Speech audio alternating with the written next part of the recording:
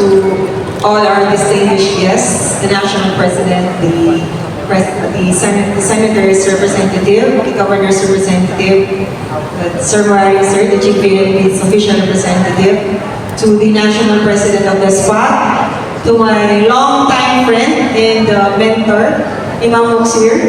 I'm very happy to see you. Alam niyo po si Imam Moksir, captain pa lang ako, magkaibigan na po kami. Sa kanya po ako unang natuto tungkol sa ating mga kapatid na Muslim. But I'm not a stranger to being an indigenous. Full-blooded Igorota po kasi ako. So, taga-Bundok po ako, no? So, kung kayo, nasa South, kami po ng mga Igorot nasa North, no? At tayo, halos pareho tayo ng kultura. Meron tayong kanya-kanyang tribo, meron tayong kanya-kanyang lingwahe. So sa inyo, Assalamualaikum. Opo. Sa amin naman, mayat-ayat sakot ako ng rin. Kadkadanin po yan. Sarili po namin, tribal language. And bago po ako na-assign dito sa Region 7, ako po yung City Director ng Zamboanga City Police Office. Kaya matagal ko na pong alam yung tungkol sa SWAT. Sa Zamboanga City po, ang dami pong events dyan, no? Ang daming bisita. At every time po na meron kaming event, ang dami pong SPAG na tumutulong sa kapulisan. Yung pulis po natin doon, 1,500 lamang. Yung SPAG, mga 11,000. Talo pa kami. Mas marami pa kayo kaysa sa amin, no? Kaya pag meron kaming events, meron kaming mga malalaking pinaghahandaan para sa seguridad, hindi po ako namumblema. Kasi lagi pong sinasabi dun sa regional director namin, walang problema sir kasi mas marami pa yung volunteer natin kaysa sa police natin, no? Lagi namin kayong katuwang, lagi namin kayong katulong. And naalala ko po, nung umupo po ako bilang acting city director, March 11, 2024, yun po yung pag-umpisa ng Ramadan. Kaya napakaganda po nung pagpasok ko bilang city director ng Zamboanga City Police. Kasunod po noon yung Holy Week. Nung nag-umpisa po yung Ramadan, ang duty yung mga Christian na police. Nung nag-umpisa po yung abong-abong, yun po yung Holy Week, ang duty yung mga Muslim na police naman. So ang ganda po ng balanse na sabahan namin sa Zamboanga City Police. Doon ko po nakita yung importansya ng pagtutulungan. And sa ngalan po ng ating Regional Director, so Police Brigadier General Rodrigo Maranan, na dapat po talaga ay nung una ang plano po namin ay nandito po talaga siya. Gusto po niya kayong makasama. Yun po yung last week, no? Kasi po last week, meron po sana silang conference kay Presidente last week. So nag-confirm po siya na pupunta kami dito sana ngayon. Kaya lang po, on that day na nagpaplano kami pumunta dito, siya namang araw na nagsabi si Presidente, si PBBM po na i-reschedule yung conference sa Karami ngayong araw na to. Kaya po, yun po ang dahilan, baka po kasi in-expect niyo po na nandito siya. Yun po yung dahilan talaga bakit siya wala. Nakaplano po talaga pupunta kami dito kasama po si General Maranan. Ngunit reset po yung schedule. Kaya ongoing po yung conference ngayon ng mga regional director natin kay Presidente sa Krabi. Same time as we celebrate your presence here sa Bohol. So, alam niyo po, nung nakita ko po yung tulungan ng SPAG at ng pulis ko sa Zamboanga City, nakita ko po na ang pinakasusi dyan ay yung napakagandang communication and volunteerism ng bawat isa sa atin. Dahil importante po yung pagbibigay natin ng serbisyo sa mga taong pinagsisilbihan natin lahat. Kaya sa ngalan po ng aking regional director, ako po ay nagpapasalamat. I express my gratitude to all of you. Of course, to our leadership who untiringly leads all of you to ensure that your commitment to volunteerism remains with the Philippine National Police. Maraming salamat po. Palakpakan po natin ang ating mga sarili. Ang araw po na ito is not for us, it's not for the PNP, but it's for you. Para po sa inyo itong gathering na ito. Maraming salamat po sa pag-imbita sa amin. Maraming salamat din po sa pagbibigay pugay sa lahat po ng ating mga individuals na nakatanggap po ng kanilang awards ngayong umaga ito. Ito po ay pagkilala lamang sa bawat isa sa kanila. But all of you is contributing to the peace that we are advocating around this country. Hindi lang po porque sila yung nabigyan ng award, ay sila po yung may ginagawa. Hindi po ganoon. Kaya po sila nabigyan ng pagkilala dahil sa tulong-tulong ninyo ang pagsisilbi. Kaya po nabibigyan ng pagkilala ang mga tao for their leadership. But without its members, walang leader. Di po ba, no?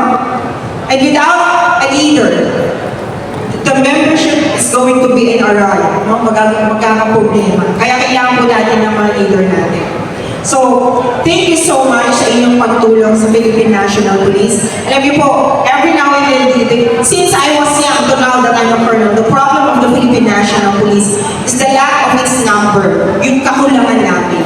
And yung kakulangan namin na yun, nagkaroon yan ng solution by the fact that many Filipinos, many Muslim brothers and sisters, many Filipinos are willingly volunteering their time and effort. Hindi naman po kayo binabayaran. Pero nandyan kayo to help, to volunteer. That is your greatest contribution to this nation, to this region. Your time away from your family, your time away from your children, your time away from your work, to make sure that we all work together for peace.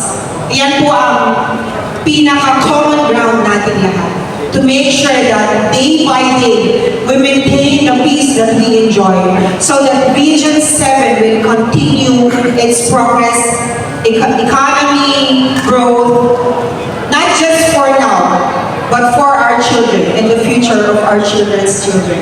Ang pinaghahandaan po natin ay hindi lamang ngayon, ang pinaghahandaan natin ay ang bukas para sa mas nakakabatang mga Muslim, mga Bugulano, mga Bisaya, lahat na. Sa mga mas nakakabatang Filipino. We are not a separate group. We are not a separate tribe. We are all Filipinos. Lahat po tayo sa akin ay maintindihan natin, sa puso po natin. Hindi po tayo kakaiba. We are just, we have our own ways. We have our own tribal practices. We have our own language that serves as our identity. And it's something that we should share and cherish. Ipakilala po natin yan sa ibang hindi nakakaalam at nakakaintindi sa atin. Ipaunawa po natin sa kanila yan. Because when they understand who we are and the tribes that we represent, peace grows more and more. The best way to be able to address our issues, our problems, is through communication and volunteerism. At yan po ang meron tayo ngayon. That is what we celebrate today. Your volunteerism and the communication that you are trying to reach out to as many people as you can around the country, around the region. Tayo po ay nagkakaisa ngayong araw na ito. Naiintindihan natin ang importansya ng volunteerism and communication and building our communities, strengthening our communities. Pinapalakas po natin kung anong meron tayo bilang isang komunidad so that we influence other communities. Yan. Tulungan natin sila na mas maintindihan pa kung ano po yung advocacy na gusto natin gawin at ginagawa sa kasalukuyan. We're all peace advocates here. And rest assured that under the leadership of Police Brigadier General Marangan, nasa inyo po ang suporta ng Region 7. Alam niyo po, napakalaki po ng Region 7, napaka-progresibo din po ng Region 7. But progress will not always be there if peace is not maintained. Yung pinaka-importante po talaga yung role natin lahat bilang volunteers and advocates for peace. This is what we want to accomplish.